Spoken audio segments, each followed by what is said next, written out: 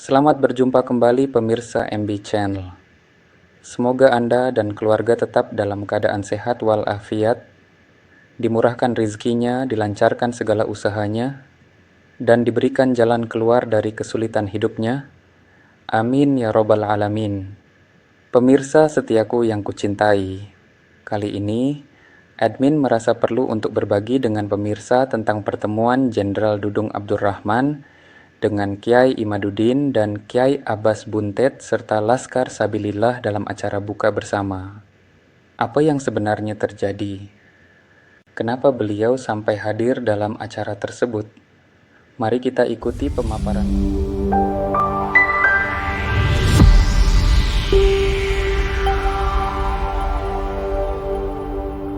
Duduk kembali. Tim media silakan untuk memposisikan diri. Ya. Siapa kita? Siapa kita? Siapa kita? Indonesia. Indonesia. NKRI. Alhamdulillah.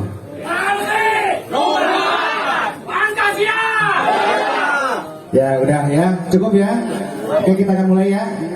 Yang akan diberikan oleh Bapak Jenderal Dudung kepada kita semua agar PWI selain semangat mikir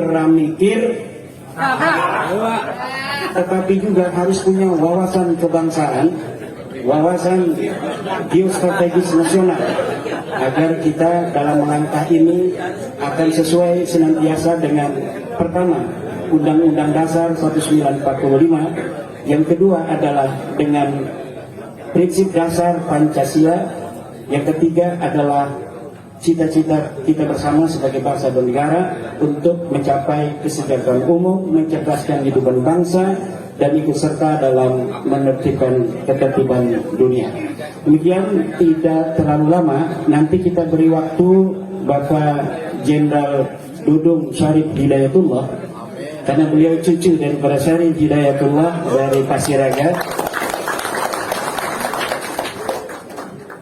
yang di sampingnya juga cucu dari Syarif Hidayatullah dari Pangeran Pasarean, dari samping juga sama, dari samping kanan kiri juga sama, tapi kalau mau disebutkan nanti kebanyakan. Jadi kita dengarkan kebanggaan kita bersama, putra Cirebon asli, putra harapan Nusantara, Bapak Profesor Dr. Jenderal Purnawirawan Dudung Abdurrahman MSc. Kepadanya kami persilakan. Assalamualaikum warahmatullahi wabarakatuh.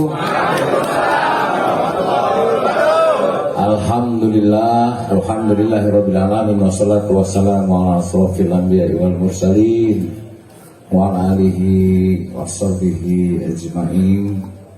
Yang saya hormati Ketua PWI Pusat Kiai Haji Abbas, yang saya hormati Wakil Ketua PWI Pusat Kiai Imaduddin,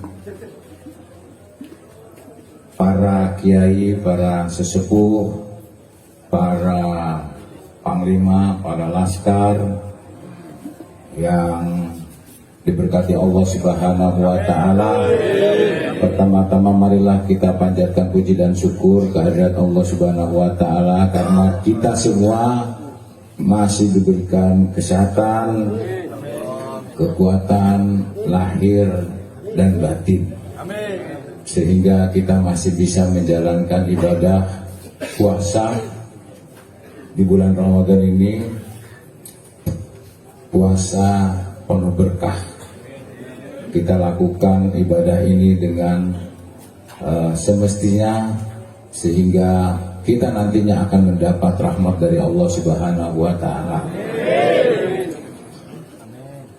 Para laskar dan anggota PWI, alhamdulillah saya bisa hadir karena memang pada hari ini saya mendapat undangan, saya sebagai penasihat, dan kebetulan saya pun mau ziarah ke bapak saya di Kesenden, di makam di situ. bapak saya aslinya dari Kecilon Citeng, yang burine Gunung Sari bengen itu Dr. Cito Manjing. Pada kesempatan yang berbahagia ini tadi Pak Kiai Abbas sudah menyampaikan tentang niat baik dan tujuan PWI untuk kepentingan bangsa dan negara. Bahkan Kiai Marudin juga tadi menyampaikan salah satunya dari tujuan negara yang tercantum di dalam pembukaan Undang-Undang Dasar 1945.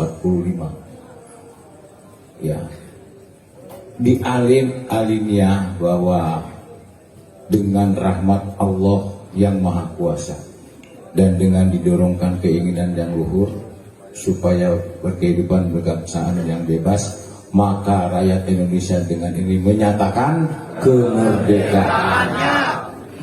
Kalau ingin melihat sejarah-sejarah 350 tahun yang lalu, 350 tahun kita dijajah Belanda, 3,5 tahun dijajah Jepang, yang kemudian sejarah membuktikan di Surabaya dengan pimpinan Bung Tomo atas restu Kiai Abbas dari Cirebon, dari Buntet, maka pertempuran sekalipun hanya berbekalkan bambu runcing di Surabaya, pimpinan Bung Tomo hanya seorang yang terdidik dari kepanduan, didukung oleh laskar fisabilillah, para kiai, para ulama yang mengorbankan jiwa dan raganya, 16.000 syuhada ya meninggal, 1.600 sekutu terbunuh, tewas, 200.000 kita mengungsi, tetapi merah putih di situ berdiri tegak. Laskar-laskar fisabilillah dari seluruh penjuru di Jawa ini berangkat menuju Surabaya. Artinya bahwa kebenaran-kebenaran itulah yang kemudian menjadi tonggak bagi para laskar-laskar. Ya, karena bahwa kebebasan, merdeka, dan ingin menjadi suatu kebenaran adalah demi Allah Subhanahu wa Ta'ala. Ini yang terpatrik pada jiwa bangsa Indonesia, sekalipun jiwa dan raga dikorbankan. Bapak sekalian, sejarah telah membuktikan bangsa Indonesia kenapa lama dijajah oleh penjajah sampai 350 tahun? Karena dengan mudahnya kita diadu domba. Dengan mudahnya kita diadu domba. Setelah kita merdeka, banyak goncangan-goncangan, cobaan-cobaan G13 PKI. Adanya DITII, adanya Permesta, dan lain-lain sebagainya. Tentunya kita sadari bahwa ini adalah permainan-permainan dari luar yang perlu kita waspadai. Kita melihat di Timur Tengah, Irak, Iran, Libya, Lebanon, Afghanistan, Syria, Mesir, Yaman, porak-poranda. Satu daratan, satu agama, hanya dibedakan dua aliran Syiah dan Sunni. Mereka bunuh-bunuhan sesama saudaranya sendiri. Ada sutradara yang memainkan, kemudian sumber daya alamnya dikuasai, dan kemudian saat ini mereka hancur, tidak punya apa-apa. Nah, Indonesia bagaimana dengan 6 agama, 17.000 pulau, tidak satu daratan? Ini sangat rentan terjadinya konflik komunalistik. Bisa saja digoyang dengan situasi-situasi di dalam negeri. Ya, situasi di dalam negeri. Saat ini kita lihat dengan kepemimpinan Presiden Prabowo Subianto, begitu kuat Republik Indonesia, dan banyak godaan, goncangan, demo dan sebagainya. Ya, ini salah satunya yang akan menentukan dan kesatuan kita. Oleh karenanya kita dukung Presiden Republik Indonesia kita dengan Bapak Wapres dan seluruh jajarannya untuk diberikan kekuatan, ketabahan, ya, sehingga mampu berdiri tegak untuk memajukan bangsa Indonesia menuju Indonesia Emas. Karena di benak pikiran beliau hanya ingin memajukan bangsa, mensejahterakan rakyat, tidak ada lagi kemiskinan, tidak ada lagi korupsi dan sebagainya. Mari kita, banyak hal-hal yang kemudian merasa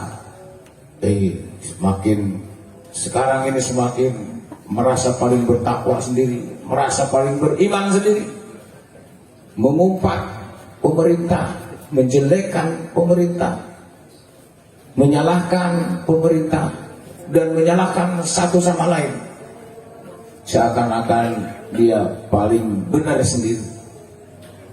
Tetapi saya lihat PWI tidak pernah menjelekkan pemerintah.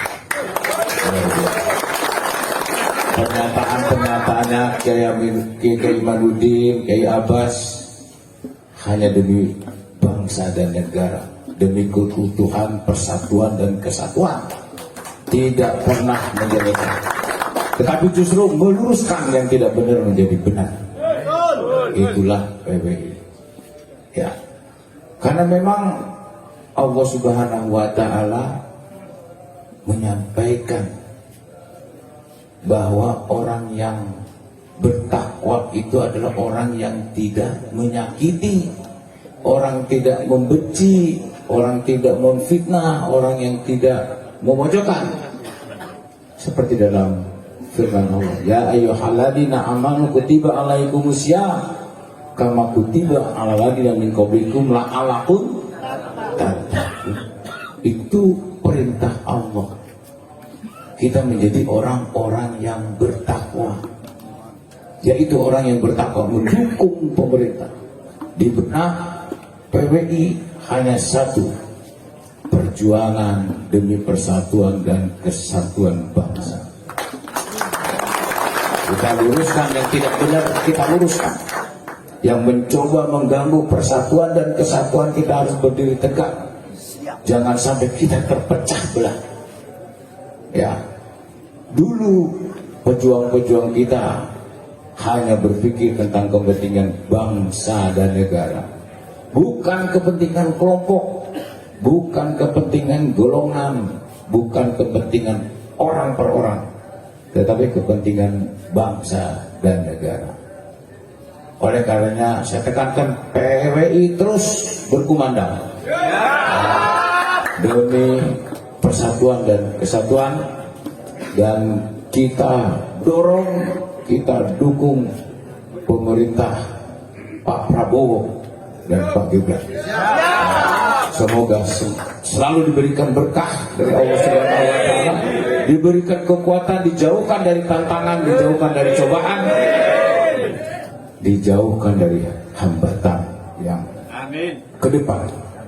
Semoga diberikan kesehatan, kesuksesan, hingga membawa bangsa Indonesia terus menjadi negara yang maju. Kalau ada informasi-informasi yang menyudutkan, memecah belah persatuan dan kesatuan, PWI harus tampil. Ya, Laskar Fisabilillah harus tampil, sehingga kita semua nanti akan diberikan niat yang baik, ya, diberikan kekuatan yang baik. Inilah dulu pun para penjajah, para fisabilillah, para kiai, para ulama, tanpa dibekali apapun rela mati untuk kejayaan negara kesatuan Republik Indonesia. Jadi itu mungkin yang ingin saya sampaikan. Jadi kita berharap bahwa bangsa Indonesia akan semakin maju dengan kepemimpinan Pak Prabowo, ya, akan semakin kuat, ya, untuk menjaga negara kesatuan Republik Indonesia dari ancaman, gangguan dan tantangan yang mungkin timbul. Nah, sehingga kita nantinya mudah-mudahan selalu diberkati oleh Allah Subhanahu wa Ta'ala. Inilah yang ingin saya sampaikan. Terima kasih. Wabillahi taufiq wal hidayah. Wassalamualaikum warahmatullahi wabarakatuh. Luar biasa pemaparan pembekalan yang telah disampaikan oleh Yang Dukung Abdurrahman Syarif Hidayatullah. Selanjutnya kami akan berikan beberapa kesempatan pertanyaan untuk Pak Jenderal. Kita akan bagi beberapa termin pertama. Silakan Gus Mukson dari Banyumas.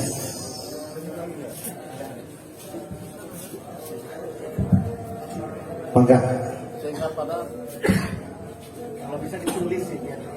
Assalamualaikum warahmatullahi wabarakatuh. Para pria ingkang kula mulyakaken sedaya kemawon. Pripun Pak Dudung, langsung saja ya, kayak orang Banyumas, jadi bahasanya cablakal. Cablakal itu enggak tedeng ngaling-ngaling. Saya sepakat dengan apa yang dikeluarkan oleh Pak Jenderal. Cuma banyak banget tadi temanya berkaitan dengan takwa itu amal ma'ruf nahi mungkar.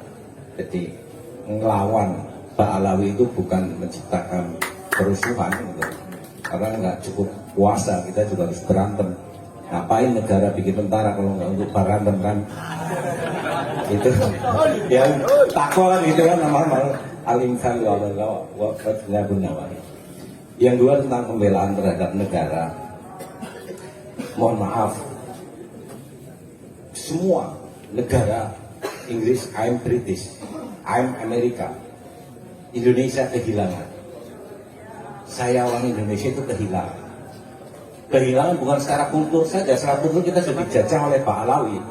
Bahkan konstitusi kita sudah diamandemen. Bahkan kata pribumi dilarang oleh Presiden B.J. Habibie. Ini yang harus menjadi perlindungan kita. Saya mengusulkan kembali ke UUD 45 tahun 45 melalui dekret Presiden, pasal-pasal yang terkait dengan pemilihan itu direvisi. Monggo, karena ini aspirasi masyarakat pilihan. Yang kedua, kita hari ini harus berterima kasih kepada Kiai Haji Subhan SHMH yang melakukan judicial review terhadap status kewarganegaraan. Yang ternyata Pak Alawi adalah WNA. Maka tugas Bapak sebagai bagian daripada penguasa mencabut seluruh hak-hak dia yang nggak bisa. Dari mulai Daha, Sriwijaya, Majapahit, pribumi Indonesia, ya, perang pribumi, yang deklarasi kemerdekaan pribumi. Nah kok terus kemudian 45-nya kalimat warga negara asli Indonesia dibuang untuk jadi pejabat. Makanya kemarin melihat Anies bisa nyalon presiden. Ini sudah mengkhianati. Kalau dalam sejarah kita dulu toprak besok nek ono jaring zaman gua anak putuku kan gawe buntet. Lah kok sekarang pasal itu sudah hilang. Jadi dekret presiden kembali ke UUD 45 ke tahun 45. Pasal-pasal tentang pemilihan itu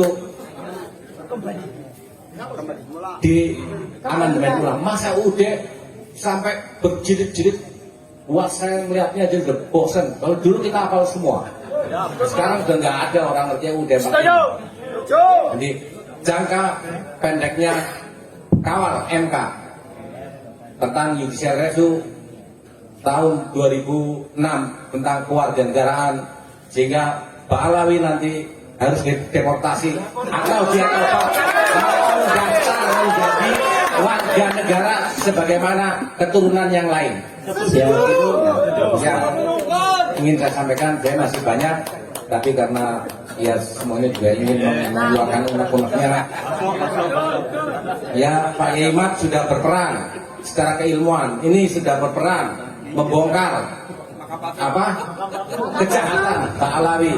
Pak Yai Yusuf juga selalu memberikan spirit dan doa. Tuh bagus Mogi bikin jaringan Nusantara. Panglima kita wis orang minggir tabrak. Oke Gus, tabrak gitu loh. Udah nggak ada ampun. Loh, mereka menganggap kita sesat ya. Saya cuma bilang kamu tukang dobol, kamu itu WNA. Jangan main-main di Nusantara. Loh, masa saya nggak boleh ngomong begitu? Pribumi. siap, udah. Maaf dan assalamualaikum. Baik, pertanyaan kedua. Silakan.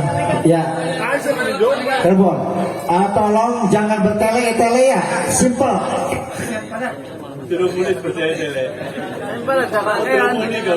Assalamualaikum warahmatullahi wabarakatuh. Yang saya hormati Pak Jenderal, langsung saja saya mau bertanya. Ini dalam Nama dulu nama Taufik. Tapi nggak ada singkatnya ya. Taufik. Pak Jenderal, dalam menghadapi hiruk pikuk tentang pernasaban, tentang sejarah kita dibelokkan. Oke lah, kalau PWI yang hakiki, hakul yakin, hakul yakin saya bahwa Balawi itu bukan duriah Nabi, itu darungkan dia bagi PWI. Cuman yang kami pertanyakan dari PWI, bagaimana sikap pemerintah selama ini? Yang konon katanya kita sebagai warga sipil, sebagai pribumi Nusantara, kuburan-kuburan leluhur kita dibelokkan sama mereka. Kenapa yang ngotot kita? Kenapa kok orang-orang yang digaji oleh negara, orang yang menjadi penjaga keamanan negara, kenapa masih jadi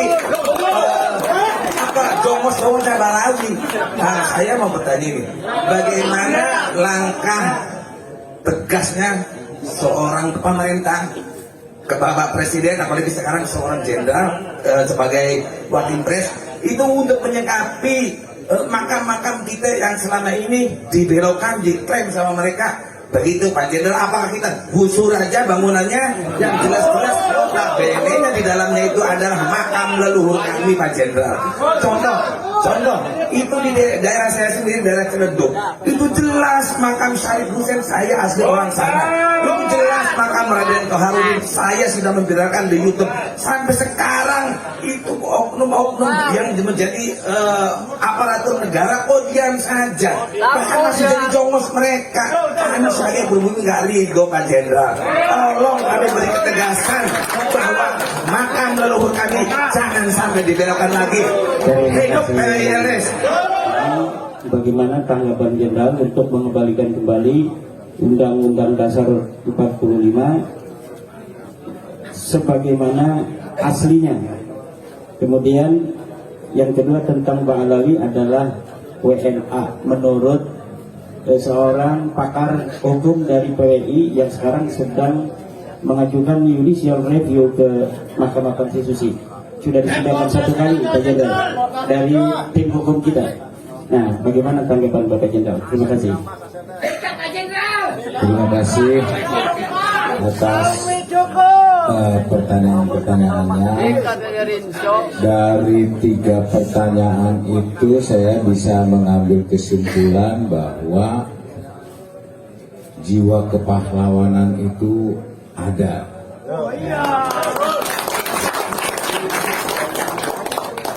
Pak, siapa lagi? Bung Muson, apa banget ini pertanyaannya ya? Pada baik ya. Nah, jadi semangat kepahlawanannya itu ada, ya, semangat kepahlawanan itu ada. Kalau saya menjawab pertanyaan satu ini masalah kewenangan dari legislatif maupun eksekutif dan yudikatif, tentunya saya tidak bisa menjawab secara langsung. Yang jelas dari 3 pertanyaan ini, pemerintah kita pun tidak tinggal diam. Artinya pemerintah juga mencermati, mengamati, dan tentunya juga pasti akan memperhitungkan.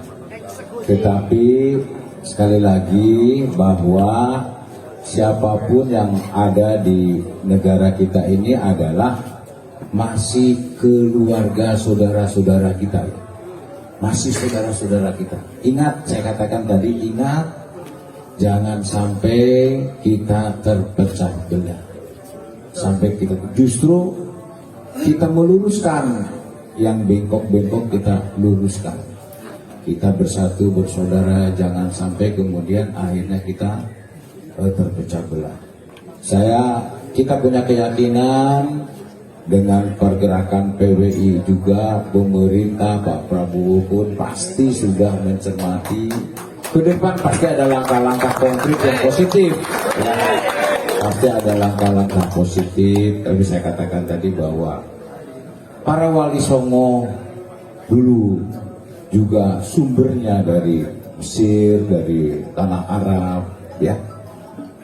Ya, istilahnya bahwa yang akhirnya kita sekarang menjadi cucu-cucunya yang generasi keberapa pun, ya itu.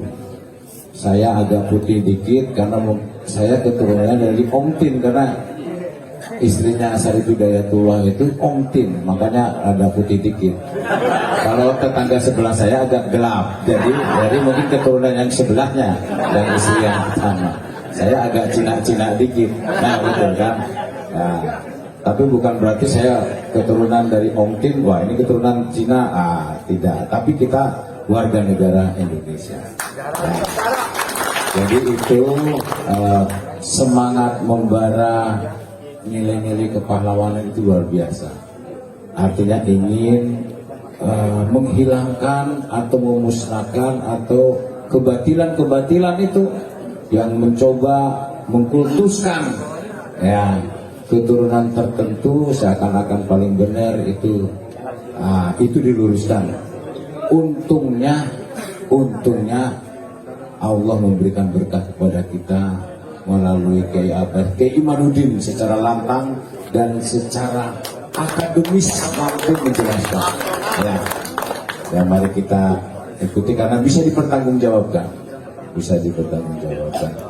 Dan saya nanti akan saya laporkan kepada Bapak Presiden.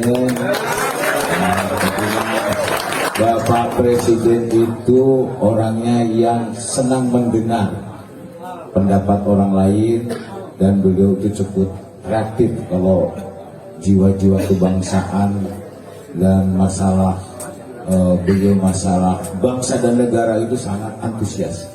Ya, kita ikuti saja, dan saya mohon jangan sampai ada mencoba pihak-pihak tertentu yang akan memecah belah. Itu waspadanya. Terima kasih ya atas perhatian. Terima kasih. Baik, saya kira 3 penanya tadi sudah langsung digusur dalam satu jawaban, karena memang 3 pertanyaan itu saling kait mengait. Baik, termin terakhir karena Bapak Jenderal ada acara. Sebelumnya akan ditambahi dulu oleh Ketum PWI MS. Assalamualaikum warahmatullahi wabarakatuh. Saudara-saudara sekalian, saya itu sering berpikir dengan Bapak Presiden kita, Pak Prabowo. Sentuhan saya sentuhan nurani. Saudara, beliau itu sudah sepuh. Beliau juga sudah banyak sakit. Dan dalam hati nurani beliau yang saya baca, bahwa beliau itu merasa bahwasanya beliau itu kehidupannya sudah di ujung. Saudara sekalian, orang yang hidupnya di ujung kehidupan yang paling akhir tidak mungkin berbohong. Mohon maaf, bukan berarti menyamakan. Orang yang ketika itu sudah tahu bahwa dia itu akan akhir hayatnya, tidak mungkin berbohong. Dan tidak mungkin berkhianat. Ini yang saya baca dari Pak Prabowo. Pak Presiden kita ini seperti yang diungkapkan oleh Gus Dur. Kalau yang ambil yang paling jujur dan ikhlas ya Prabowo. Dan ini saya secara pribadi membaca dari raut muka dan gerak geriknya. Saya baca mulai dari langkah kakinya. Saya baca dari mulai gerakan tangannya, lirikan matanya, sampai mulutnya terbaca ketika bicara bagaimana. Saya ini tasawuf, tarekat syarqiyah. Saya tahu beliau ikhlas. Dari ujung sampai ujung. Beliau di akhir hayatnya ingin mendermakan kehidupannya untuk bangsa, untuk yang terakhir kalinya. Maka beliau berani mengungkap korupsi. Beliau berani menghadapi, bahkan beliau berjanji untuk bangsa ini nyawa pun akan saya pertaruhkan. Jadi saudara, tidak ada satu alasan untuk kita mencurigai Pak Presiden kita dalam hal-hal yang tidak etis. Beliau pasti sudah memikirkan itu semua, tapi beliau punya cara, punya sistem, punya metode, ada manhajnya. Saudara, kalau seandainya pada koruptor yang katanya sampai ribuan triliun, itu beliau berani mengungkapkan ancaman yang sangat luar biasa yang tidak semua orang mampu dan berani mengungkap, apalagi seputar masalah yang ba'alwi nasab yang resikonya. Beliau pasti berani. Jangan katakan Pak Presiden kita tidak berani. Jangan katakan Pak Presiden kita tidak mau mendengarkan. Beliau mendengarkan kita, apalagi melalui beliau ini Pak Dudung. Ini adalah saudara-saudara sekalian, lihatlah warna hati daripada Pak Presiden kita. Lihatlah gerak bibirnya, lihatlah pandangan mata, lihatlah langkahnya ketika beliau mempersilahkan orang lain duduk sementara beliau itu berdiri, mempersilahkan gurunya duduk sementara beliau ada di belakang. Tidak semua orang mampu melakukan itu ketika dia ada di atas. Menjadi presiden tidak mau. Saya sendiri orang pesantren belajar dari beliau. Saya tidak mau menonjol-nonjolkan saya yang dianggapnya ketua umum PWI. Saya kadang-kadang di belakang, saya kadang-kadang duduk silakan ini silakan. Itu saya membaca kalau seorang presiden kita Pak Prabowo bisa melakukan itu. Ini Abbas orang pesantren harus mampu melakukan itu. Maka dari itu jangan kata masalah yang berkaitan itu, insya Allah saudara-saudara sekalian, maka PWI Laskar Sabilillah nanti di tahun yang akan datang, setiap ada pemilu akan mengadakan pertemuan lintas partai politik kumpul semua. Sebetulnya saya dulu pernah mengusulkan kepada Nahdlatul Ulama melakukan itu. Jadi ketika ada pemilu dalam rangka seumpama tidak terprovokasi oleh perpecah belahan gara-gara pemilihan presiden yang berbeda, maka PWI harus bisa menyatukan semuanya. Bagaimana caranya? Kumpulkan itu seluruh partai politik, kumpulkan pilihannya beda-beda, kumpulkan lintas calon presiden, kumpulkan semua berbicara. Kita bicara kebangsaan, jangan terpecah belah.